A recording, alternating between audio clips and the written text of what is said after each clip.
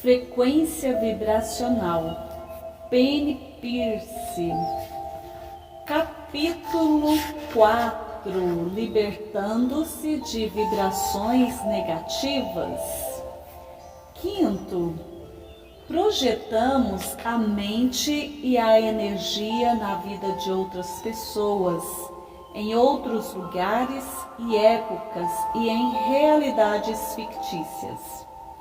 Assim como falar sobre o que não existe, projetar-se para fora do aqui e agora, em outros lugares e épocas, também nos alija do corpo e do próprio processo. O consciente fica em outro lugar e não pode receber percepção, instrução e amor da alma, os quais fluem até nós por meio do corpo, porque não estamos nele. Como ninguém está em casa para receber orientação superior, o subconsciente ganhará o controle e reagirá automaticamente às situações como fazia no passado. Ficamos reativos em vez de receptivos, o que mobiliza muito dos hábitos emocionais prejudiciais, como disse antes. O que funcionava no passado não funciona necessariamente na situação de hoje. Além disso, saber o que é preciso na vida de outra pessoa não significa que o mesmo seja bom para nós. Não vivendo no nosso corpo, nem na nossa vida, adiamos nosso crescimento e acabamos nos sentindo presos. Sexto, apegamo-nos às criações, hábitos, definições e identidade e ficamos em uma espécie de padrão de espera. Pode ser que estejamos nos apegando a convicções ou posses para ter segurança, nos controlando para expressar nossa verdade ou amor, ou nos excedendo, controlando as pessoas ao nosso redor com a exposição de um tema. Talvez estejamos nos apegando a uma promessa ou compromisso que assumimos no passado e que já não tem importância, ou a um ressentimento, rancor ou injustiça. Talvez evitemos mudar, pendendo o fôlego, à espera de algo aconteça ou deixe de acontecer, ou cercando-nos para não nos expressar de maneira muito evidente. Sempre que contraímos a energia e tentamos pausar ou parar uma onda, desaceleramos o próprio fluxo e baixamos a frequência, o que o leva a perder oportunidades. Além disso, ficamos esgotados ao tentar represar o rio. Quando se agravam, os padrões de espera transformam-se em obsessões e fixações. Sétimo, ficamos esgotados em excesso de negatividade, conflito e obstinação. Talvez tenhamos tanto estresse que não conseguimos dormir. Pode ser que soframos de uma dependência grave ou de dores crônicas. É possível que estejamos lutando para não nos deixar intimidar ou tentar evitar um fracasso. Quanto mais nos dissipamos, menos motivos ficamos e menos energia temos para a imaginação positiva.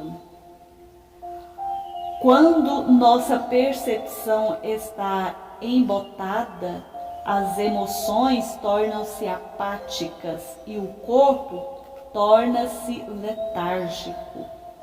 Criamos um problema insolúvel e ficamos temporariamente incapacitados de nos mover. Nunca foi tão fácil nos libertar. Apesar das lutas e dificuldades, lembremos que estamos flutuando no rio que corre para um destino certo. Conhecer a nós mesmos como nossa alma. Estamos naquela parte do processo de transformação em que velhos hábitos emocionais prejudiciais e medos de baixa frequência afloram e querem sair. Estamos vivendo a reação a isso, ou seja, queremos voltar a suprir o desconforto e o sofrimento por meio de métodos como lutar ou fugir. Porém, a luta contra o sofrimento e o medo do vazio nos esgota e, por fim, estamos na fase em que vemos com clareza que os velhos hábitos e formas já perderam sua utilidade. O antigo mundo é lento devido à separação, às lacunas e o medo. O novo mundo é rápido devido à interconexão, quando nos aproximamos da unidade. A vida é mais instantânea. Ela se pauta por novas regras baseadas na velocidade no momento presente. Muitas partes de nossa vida e nossa ideologia se dissolvem. Ficamos mais dispostos a nos entregar e ver o que acontece, porque estamos cansados. Quando renunciamos à luta e encontramos a paz, vislumbramos uma nova realidade e o que nos motiva a prosseguir. Entretanto, ainda podemos tropeçar em alguns degraus, de modo que precisamos saber que podemos nos libertar facilmente da negatividade, sempre que percebermos que voltamos a cair nela. Eis aqui duas ideias reconfortantes. Primeiro, já que a vibração pessoal está evoluindo para uma frequência mais alta, assim como a do planeta e de todo o mundo, simplesmente não conseguiremos ficar presos tanto tempo quanto antes. Quando nos sentimos presos ou recearmos um término, lembremos-nos de que existimos dentro de uma onda vital e que a vida sempre está em movimento. As ondas têm cristas altas e depressões fundas. A sensação de prisão é apenas a indicação de uma virada iminente em nossa onda. Nada para na verdade. Com certeza, um momento constante nos moverá repetidamente e cada vez mais rápido, por altos e baixos e começos e fins. Quanto mais nos entregarmos à correnteza e sentirmos que tudo e todos estão de algum modo no mesmo fluxo, mais fáceis serão as viradas. Segundo, Como o processo de aceleração está agindo sobre nós, depurar os medos e bloqueios inconscientes será mais rápido que de um hábito. Antes nós íamos para a terapia, falávamos sobre nossos problemas por anos a fio e tínhamos descargas emocionais catárticas. Agora, o processo terapêutico pode ocorrer muito mais depressa. Ao entrar no momento presente, em um espaço novo, onde abrimos mão das feridas de nossa história pessoal e em seu lugar, escolhemos a realidade da alma. A cura é vista como uma opção renovada pela alma e a libertação de uma falsa realidade. A cura ou recuperação está no momento presente e não no futuro. Assim, não requer um processo linear tão longo para que retornemos ao que temos de melhor. Quanto menos esperarmos, nossa história de sofrimento perde o sentido e desaparece. Investigaremos mais detidamente esse processo de centramento no capítulo 5. Até lá, há inúmeras maneiras de permanecer no fluxo, livre da negatividade.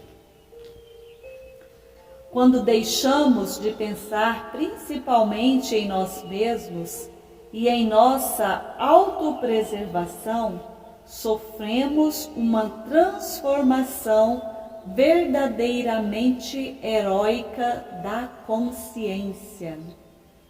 Joseph Campbell.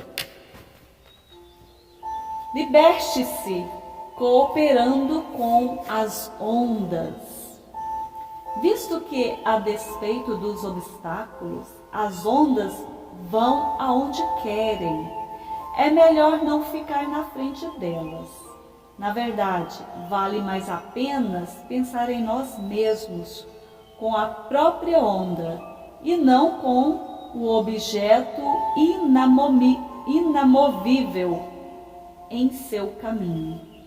Somos um ser vibracional em meio a um mar de vibrações. Precisamos dominar a arte de fundir-nos e alinhar-nos com a dinâmica em constante mudança de energia viva. E isso significa que precisamos aprender uma maneira totalmente nova de usar a força de vontade, pois é a obstinação que tantas vezes nos faz agir como paredes. Aprenda a usar bem a força de vontade.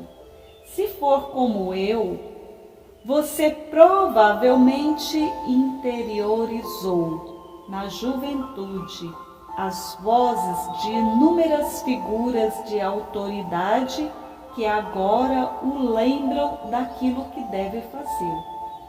Lembro-me particularmente de ter ouvido: Deus ajuda a quem se ajuda. E de quanto me custou entender o conceito, pois parecia-me que, se eu me ajudasse, não precisaria de Deus.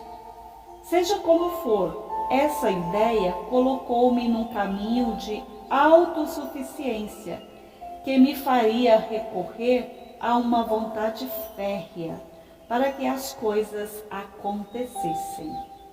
Eu usava minha vontade para projetar e manter minhas intenções, para ser diligente e disciplinada, para não desistir quando as coisas se complicavam. Querer é poder. Essa foi outra lição de moral que ficou gravada. Depois de anos mantendo meu sucesso por meio de força de vontade concentrada e inquebrantável. Eu estava exausta. Não queria fazer mais nada. Estava farta de todas as vozes que me diziam o que fazer. Foi então que percebi que havia um bom uso da vontade. Sair da negatividade e da prisão é muitas vezes uma questão não de exercer a velha e imperiosa força de vontade, mas sim de escolher o que está escolhendo você. Força de vontade não é resistir, forçar nem controlar. É escolher. E existem apenas duas opções básicas: sentir-se expansivo, amoroso e ligado às altas vibrações da alma. Literalmente, ser a alma. Ou sentir-se contraído, temeroso e imerso nas vibrações baixas do sofrimento. Não ser alma. Se optarmos por nos sentir só e separados, presumiremos que precisamos fazer tudo sozinhos, controlando a nós mesmos e ao mundo, como eu fiz por muitos anos. Se optarmos por nos sentir ligados à vida, pouco vamos precisar desse velho tipo de força de vontade, pois descobriremos que conceitos como fluxo e sincronicidade tomam seu lugar. Quando estivermos presos, não teremos de conceber deliberadamente toda essa estratégia para mudar as coisas, nem imaginar como a nova fase será. Basta suspender o antigo padrão de baixa frequência. Devemos usar a força de vontade para escolher estar com o que existe. Imagine que a mente é um músculo e deve ficar relaxado. Diga, e faça uma careta. Curiosamente, descobri que isso ajuda a bloquear a mente superocupada, que acha que a solução é controlar as coisas. No espaço tranquilo da permissão, é possível perceber facilmente o que a onda quer fazer. Será que chegamos a um fim que ainda não reconhecemos? Há alguma nova inspiração batendo à porta para tornar-se consciente e ganhar forma? Siga o fluxo, ele sabe onde ir. Nós oscilamos da forma à energia. Desta a uma nova forma e novamente a energia. Em a cada 2 milissegundos ou minutos ou dias, à medida de tempo que se quiser, temos uma nova oportunidade. As ondas da vida nos ajudam a nos entregar e abrir espaço novo, a encontrar novas fascinações e motivações e começar de novo. Basta confiar na sabedoria e no plano que estão por trás do fluxo de energia e seguir com o rio vital em direção em que ele vai. Nas corredeiras, ele se enfurece. Outras vezes, desaparece no subsolo, para depois reaparecer fluindo placidamente. Às vezes estamos sendo, às vezes fazendo, às vezes tendo. A vida é um processo de tornar-se uma mistura de estados pelas quais temos de passar. As pessoas falham quando querem eleger um estado e nele permanecer. Isso é uma espécie de morte, anais nin. Reconheça as cristas e as depressões, começos e fins.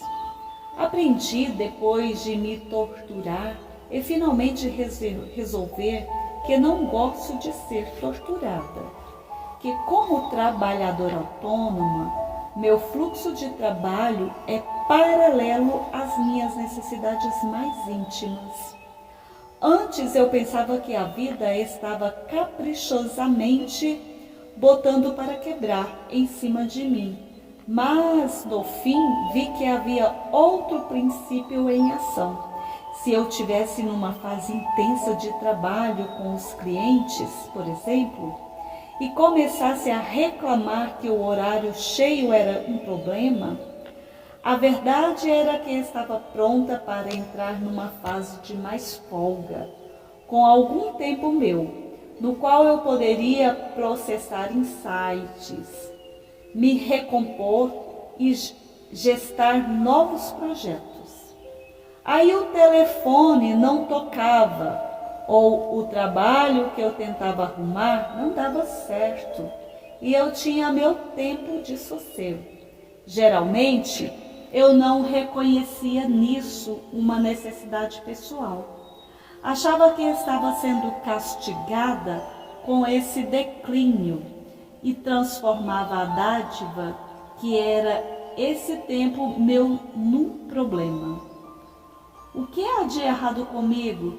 Será que não estão gostando do meu trabalho? Eu tenho de ganhar mais dinheiro, resmungava. Se ficasse me queixando, o espaço seria mais demorado. Se em vez disso eu agradecesse pela oportunidade de me renovar, visse o que tinha aprendido e percebesse que agora estava ávida de gente, comunicação e estímulos externos, o ciclo mudava com facilidade em poucos dias, às vezes horas. Surgiam novas oportunidades. Entrar em harmonia com uma onda requer domínio das viradas, tanto na crista quanto na depressão. Vendo que estamos prestes a receber o que precisamos em seguida, em vez de pensar que estamos saindo de um problema. Hiperatividade, por exemplo, para entrar em outro, subatividade.